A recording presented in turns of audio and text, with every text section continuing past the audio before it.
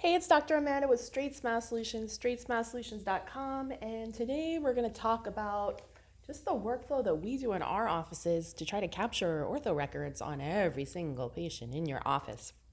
And if you are a GP or a pediatric dentist, you've got a gold mine. Like, they're there. You just might not know that they're there. And the biggest mistake you guys make is you guys ask. Like, I'm not saying there's nothing wrong with consent, but there's nothing invasive about taking photos. As a matter of fact, taking photos or a good scan, like a 5 scan or an iTero, which basically is photos, is standard of care just for dentistry in general. There's so many general dentists that are taking photos, clinical photos on every patient and not doing ortho. So I like to go back, if the patients say why, especially if they're a new patient or that patient's been there for a while, just say, hey, we might do things a little bit differently today.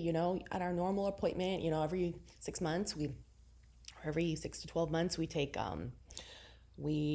do our perioprobing, we do an oral cancer check, we do caries exam, an oral health exam, et cetera, et cetera. In addition, now we also have gone kind of digital, so we're taking digital pictures or we're taking a digital scan of your teeth. It's a great way for us to capture what your teeth and your bite look like in real time. Great record keeping, great way for us to study your bite, and keep an eye on things, just to document. You say it like that. And then say, added bonus, I really take the health of your mouth and your bite seriously. You can say I'm saying it terribly. It's like 6 a.m, but it's really important to me that you have a really healthy bite. I'm going to take a little time, Mrs. So-and-so, outside my office hours today, later tonight. I'm going to study your bite. And I'm going to let you know if there's anything that I see that I'm concerned about. How would you like me to communicate that to you? I can have Julie at the front desk give you a call next week. We can, if you're concerned, I can schedule a virtual appointment for me or so-and-so to go over it with you. Or you can just expect a call, from us to discuss it if we have any concerns. And usually they're going to be like, yeah, that's so awesome that Dr. So-and-so is doing that for me. Wow, that's really great. Yeah, thank you so much. And then you go ahead, take a few minutes, and if you're working with an orthodontic consultant, this is where you can bank these records and go over it every week or two. Or a lot of orthodontic consultants like myself, there's a lot of us out there, we'll have a portal where you can drop records in and get feedback. What do you think about this case? What would it need to make it right? What are the concerns here? And I like to do a smile questionnaire too, whether you do it verbally with an assistant ahead of time, or you give them a written one where you say, what do you like about your teeth? What do you not like about your teeth? What are your concerns about your teeth? That's great.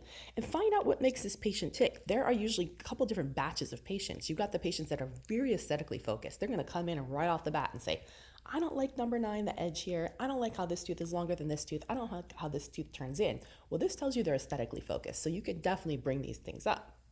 They might be like, I'm totally thrilled with my teeth. There's no problems. That's great. Well, then they're probably functionally focused. And that's where, if you see things when you're studying the bite later, like, not only periodontal disease, that's of course a concern, but attrition, abfraction, things like that, you can go ahead and let them know. Now, I'm going to be creating a form. This kind of started something. I had one of these like a long time ago. Invisalign used to make us one that just had check boxes, but it didn't have pictures. I'm going to be making a form and a template where y'all can make your own, put your own pictures in. You'll have an example of what ours looks like.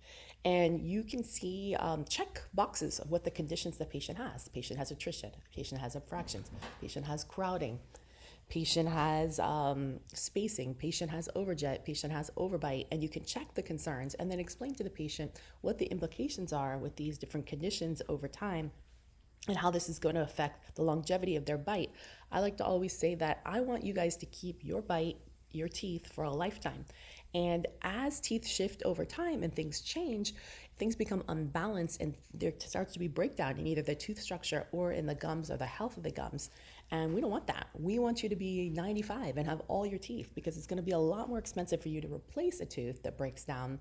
And you could even say the price for an implant bone graft, implant restoration, than to just get the bite a little more balanced right now. That's all you say. There's no hard sell. It's just education. They can say, thanks, no thanks, I'm not interested, I'll think about it. That's fantastic, thanks, I just wanted to let you know. That's all you say. You document that you had that conversation. That's also huge risk management for you to document it. Give them something to go home with. If you're able to do this as you get your skill sets up, you'll be able to do this chairside. And you'll be able to do this as you go. You won't have to talk to an orthodontist later and understand it. You'll get it, check. And quite often, a month, 2, 6 months later, they're going to say, hey, doc, you mentioned that maybe I could have some Invisalign or some braces or some ClearCorrect to go ahead and straighten this. Can we look into this? Or I have my FSA, or it looks like I have some coverage, let's go ahead and maybe get this started. You'll be surprised if you do it this way, how many people are going to say yes, maybe not on the first time, but 6 months later or 12 months later. And you're going to start to create a database. And this is what I want you to do, of potential starts, people who could benefit from ortho. Now, some of these people might be too hard and you might choose to refer these out, and there is absolutely nothing wrong with that. You should refer them out.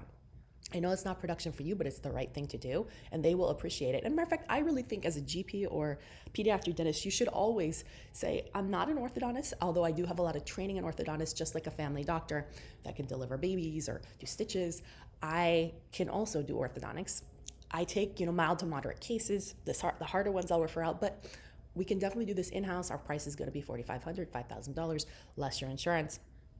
Here's what it includes, and make sure you have that paper as to what it includes. Or I can refer you out to Dr. So-and-so down the street, and he can let you know what his treatment plan will be and what his prices will be. Either way, the important thing to me is that you get your oral health improved, so that you can have your teeth for a lifetime. If you make it like that and don't make it salesy, you'd be surprised how many cases you will start in a year. It's going to be insane. It is going to blow your mind. And once you have a few done, and then, you start putting those on social media, start, finish, get your releases, it's gonna snowball to the point where I see this happening with doctors I've worked with for 3, 4, 5, 6, going on 7 years now. They don't really need me, but they still keep me on retainer.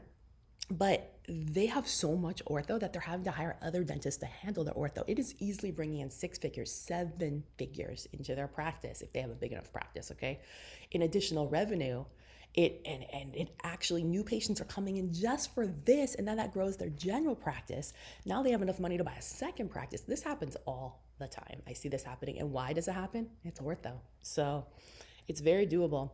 And the cool thing is that if you're sticking with removables, be it phase 1 removable functional appliances, Invisalign ClearCorrect, white label clear aligners, and not braces, which is totally doable. You could do everything with clear and everything with removable if you wanted to. The cool thing is you really don't need trained staff. It takes a while to get trained up to do braces, but it's not hard to do anything removable. So you just have your regular staff doing it. You don't have to invest in, additional staff. The overhead there's nothing. All you're using is a little composite. You already have it in your office. There's nothing special you need to do besides having a scanner. And of course, I do recommend an iTero because there's a lot more variety in terms of what type of cases you can do. And there's a lot of workflows to keep that price low. So you should definitely check it out. I think the value is there. I don't have any office that has invested in an iTero that hasn't done this workflow. You have to do this workflow, of course, that hasn't paid it off in less than a year. It's always become profitable. Now, if you just let it collect dust in the corner and you're not using it the way I'm telling you to, yeah, you're going to lose money on it. But no, I don't know anyone that's regretted their iTero practice, that is iTero purchase, who's done what I'm doing. So anyways, that's pretty much it. I hope that you'll consider this for 2023. It's really going to grow your practice. All right, take care.